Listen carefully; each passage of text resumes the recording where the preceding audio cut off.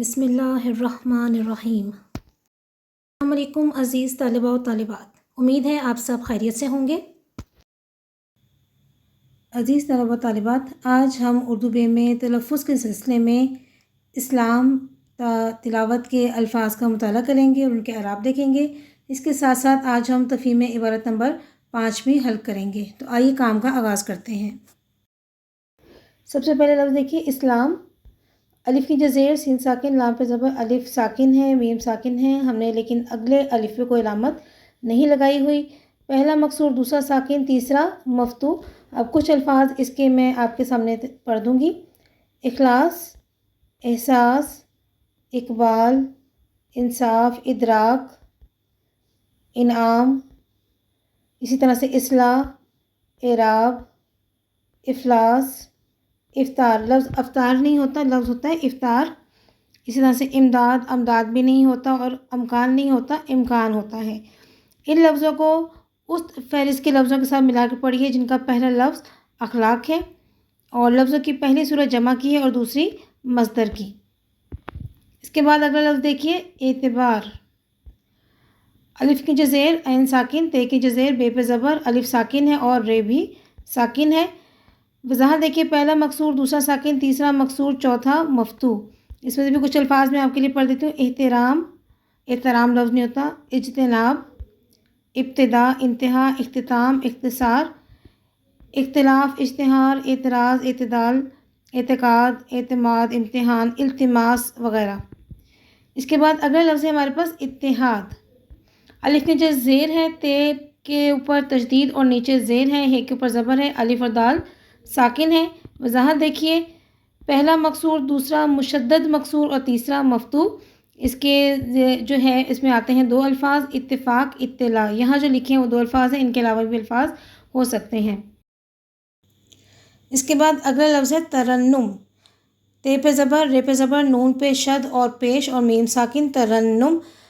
وضاحت دیکھیے، پہلا اور دوسرا مفتوح، تیسرا مشدد مضموم، جیسے تخلص، تحمل، تدبر، تبسم، تجسس، تشدد، تصوف، تعجب، تعلق، تعلم، تکرر، تنزل، تکلف، تلفظ، توکل اور تمدن۔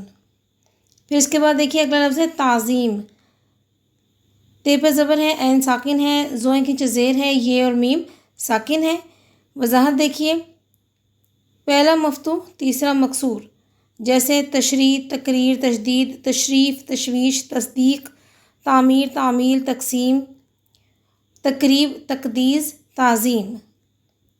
اس کے بعد اگلا لفظ ہے ہمارے پاس تعاون۔ تے پہ زبر، عین پہ زبر، الف ساکن ہے، واو پہ پیش اور نون ساکن ہے۔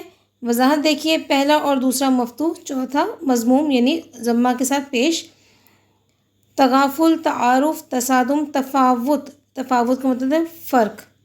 تدارک، تناول، تدارک کا مطلب ہوتا ہے کوئی اسباب پیدا کرنا، کوئی خاتمہ کرنا کسی چیز کا، اور علاج یا حل تدبیر تلاش کرنا، اور تناول کا مطلب ہے کھانا۔ اس کے بعد ہے لفظ استعمال۔ یہ استعمال نہیں ہوتا، استعمال ہوتا ہے۔ الف کی نیچے زیر، سین ساکن، تے کی نیچے زیر، عین ساکن، میم پہ زبر، الف ساکن ہے اور لام ساکن ہے، استعمال۔ اس کے مزید الفاظ دیکھیے اور وضاحت دیکھیے، پہلا اور تیسرا حرف مکسور، پانچواں مفتوح۔ استقبال، استعداد، استحکام، استغفار۔ اس کے بعد آج کا آخری لفظ جو ہے وہ ہے ہمارے پاس تلاوت۔ تلاوت لفظ نہیں ہوتا، تلاوت۔ تے کے نیچے زیر، لام پہ زبر، الف ساکن ہے، واو پہ زبر اور تے ساکن۔ پہلا حرف مکسور، دوسرا اور چوتھا مفتوح۔ اسی طرح کے ملتے جلتے الفاظ اطاعت، اشاعت، اقامت، افاقہ۔ افاقہ لفظ نہیں ہوتا، افاقہ ہوتا ہے۔ اسی طرح سے حکایت، عبارت، حمایت، تجارت، زیارت، رعایت، کتابت، سیاست۔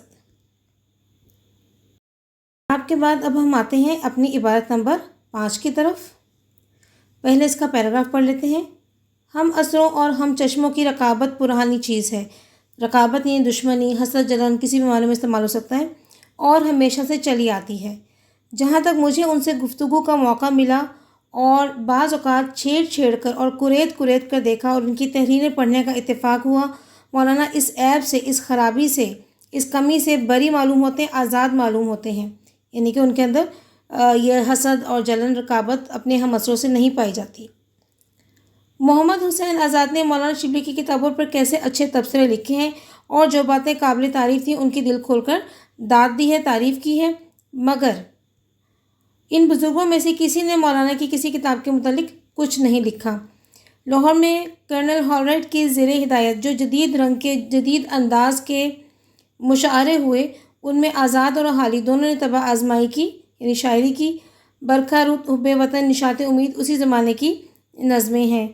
آزاد اپنے رنگ میں، اپنے انداز میں بے مثل نثار ہیں، مگر شعر کے کوچے میں ان کا قدم نہیں اٹھتا، یعنی کہ وہ نثر تو بہت اچھی لکھتے ہیں لیکن شاعری اچھی نہیں کر سکتے، شعر و شاعری کی طرف انہوں نے توجہ نہیں دی کیونکہ وہ نثر بہت اچھی لکھتے تھے لیکن شاعری ان کا میدان نہیں رہا۔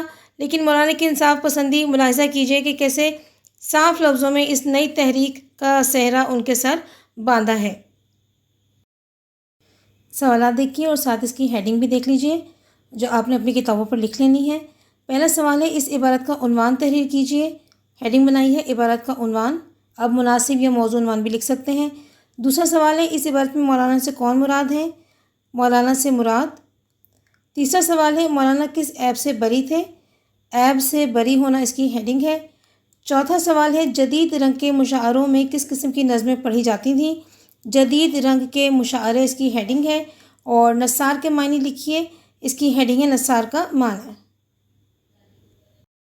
اب ان سوالات کے جوابات دیکھ لیتے ہیں۔ پہلے آپ سے جو ہے پوچھا گیا تھا کہ عبارت کا عنوان کیا ہے، تو جواب ہے اس کا، اس عبارت کا عنوان ہونا چاہیے مولانا حالی کے اوصاف حمیدہ۔